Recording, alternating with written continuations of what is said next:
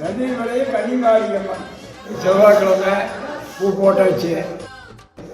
அடுத்த வாரம் புதன்கிழமை தேர்த்து காலையில் போடுறது. மத்தியானம் பூசையை முடிஞ்சிடும்.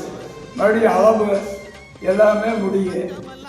மறுபடியும் வெடிஞ்சியே அக்கிடிச்சிட்டு வெள்ளிக்கிழமை சாமி கருவனை எல்லாம் வந்துருங்க.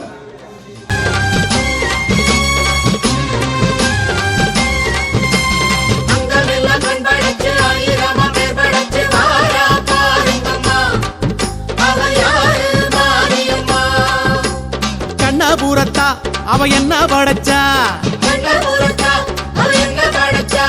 சித்திரையில் முத்தடுக்க கொள்ளிடத்து ஆத்து பக்கம் வாரா மாரியம்மா.